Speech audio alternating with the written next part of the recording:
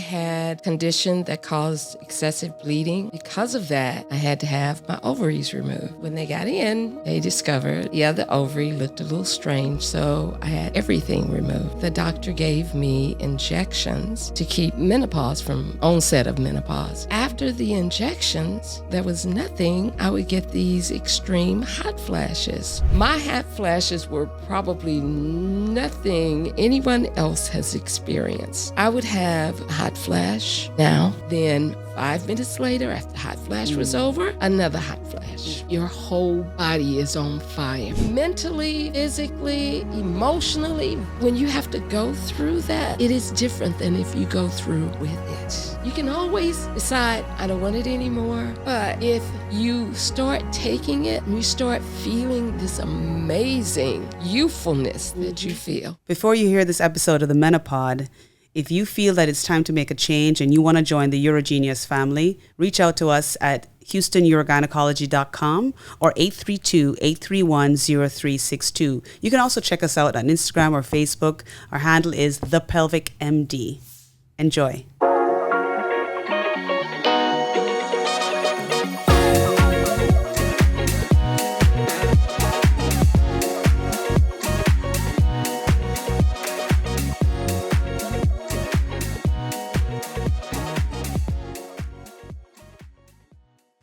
Welcome to the Menopod. This is the podcast for women going through menopause, and it's really for those who refuse to pause. And so I have one of my favorite patients of all time, Miss Verlinda Higgins here, who has been with me for a number of years, and she is a menopausal female. But she's a very unique story, and I think it's important for us to hear it. And so welcome, Verlinda. Well, thank you. So I want you to start from before you saw me, when you were entering the menopause. And I want you to talk a lot about what your symptoms were and how they affected your life. Okay.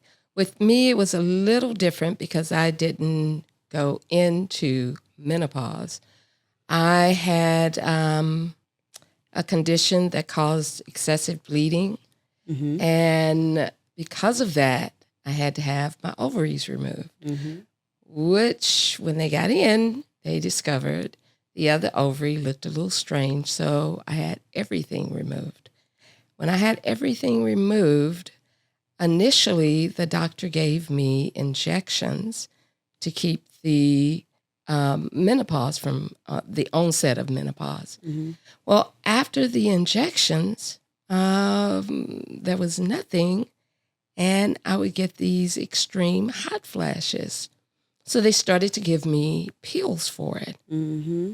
The pills really didn't work very well. Mm-hmm. So instead, I said, well, why can't I have the injections? Mm-hmm. At the time, can I tell you what the injections were? Sure, absolutely. The estrogen was the injections that I got, which it did calm down the menopause. And the hot flashes, the hot flashes. So I took that for a number of years. Mm-hmm.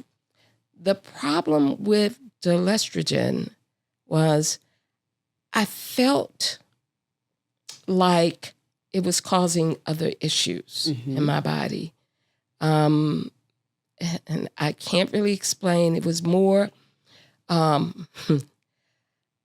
of memory and things like that. Mm-hmm. And I did a little research on it, and I decided this was not what I wanted to do. Mm-hmm. So I went to my OBGYN, and she said, well, let's try this. So I tried it.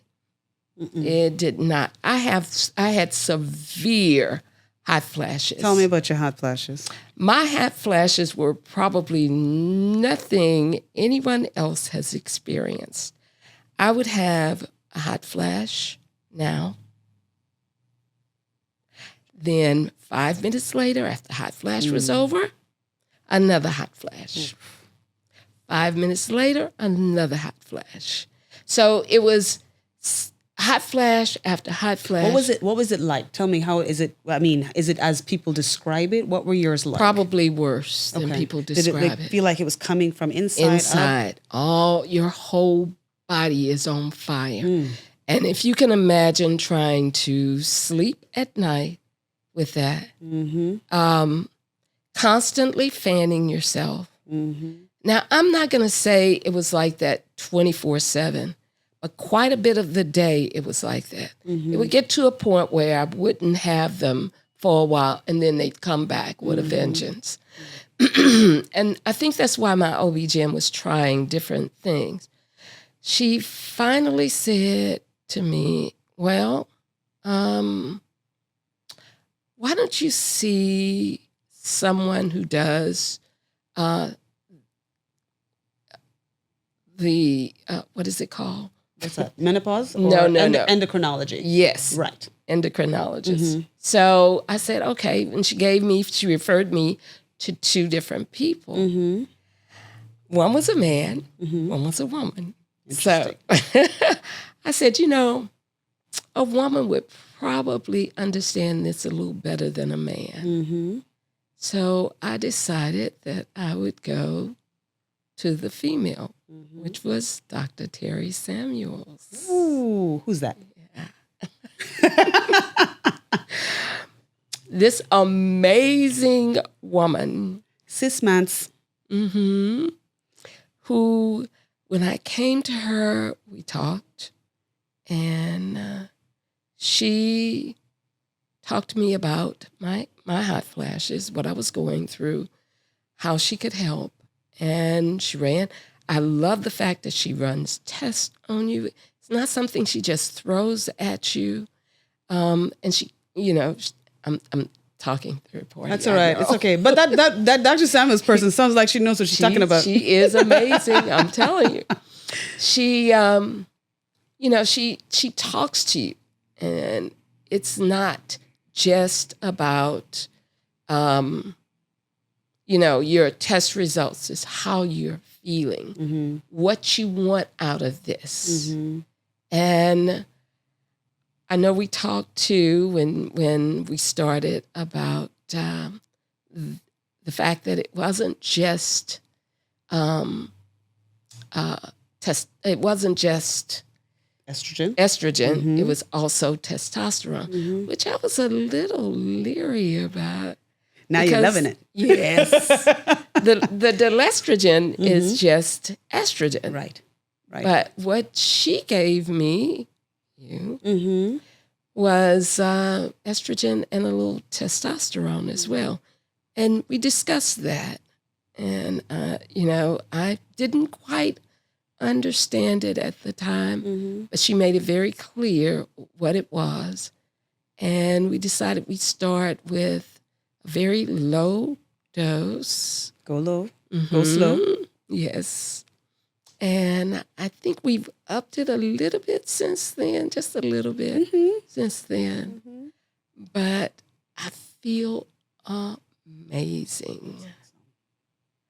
Not only do I feel, I have to tell you also, I have a son who is ill, and he is wheelchair bound and can't walk and can't take care of himself.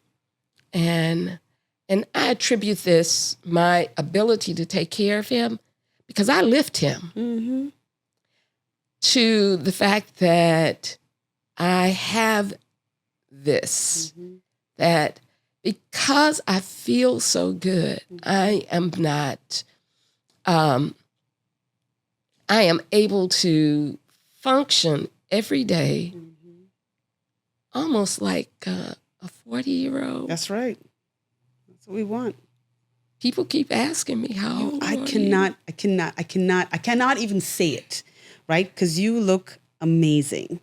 But I think, watching you evolve over time, it's not only in terms of how you look, but in terms of how fluid your movement is, which keeps you so youthful.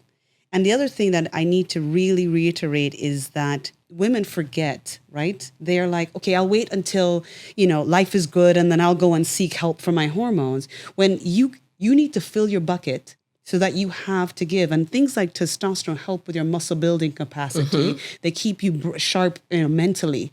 Right. They keep your anxiety down to some extent, right? So you're feeling better and then you have more to give. And I would suggest to anyone who is going through menopause, I know you say it'll be over soon. And for a lot of people, it will be. But in the meantime, you've got to go through that journey. And it affects not just you, it also affects your family. And mentally, physically, emotionally, very, very, very much so emotionally. When you have to go through that, if you go through it without this, it is different than if you go through with it. You can always decide, I don't want it anymore. But if you start taking it and you start feeling this amazing youthfulness that you feel. And my kids always, they used to tell me, Mom, have you had your shot? Then they start making appointments for you. Seriously. Because they see the mood change. They don't say that anymore. They don't say that anymore. I don't have that problem any longer. And I don't think people realize it's not just the hot flashes. It's a lot more. It's a lot more. And your story is particularly interesting because a lot of women, what happened to you happens more commonly than we speak about, where women go in, they're going to have a hysterectomy. With the best of intentions as physicians, we're going to remove one ovary. Right. Something happens, we have to remove two, right? And so nobody was prepared for the other side. And surgical menopause, and that's the definition of what you went through, right? Is very difficult because now, it's not the gradual decrease in the hormone. We literally shoved you over the cliff, like, go, Absolutely. right? And it happens quickly afterwards, and it's hard to get a hold of because you're already diving, right? And we're not often, especially if we didn't go in there prepared for that, and if you're not into menopausal medicine, that can be it's hard to pull you back, right? And so, and then you got hit with the hot flashes. I mean, I remember you coming into my office the first time and there was all kind of sweating going on. I was like, turn the AC down. It was constant. Yeah. I know a lady who is, she's passed now, but she's 92, having hot flashes. Ooh. 92. Yeah. So not everybody stops having hot flashes. No. And not, and we talk we talk with the big boards, American College OBGYN. Yeah, it usually happens in 1 to 2 years, blah, blah. That is a medium. There is the bell curve, and there are people at both ends of the spectrum. And there's some women who will flash for 10 years. And again, simple things like the fact that you were getting these hot flashes at night, right? That's insomnia. That is not sleeping. No, that is not being restful. That affects your emotional state in addition to what's going on with the lack of hormone. So the cascade is so much bigger than just, hey, there's some hot flashes going on and I fad myself and it's over. There's so much more in terms of our health and for our longevity. So that's incredible.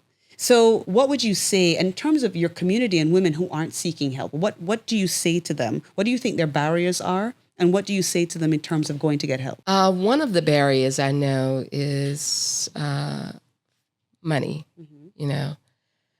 I was talking to someone, a male, and he says he gets testosterone shots and his insurance pays for it. That's right. But we cannot get our shot and our insurance pays for it. And in our case, it is actually something physical going on with us.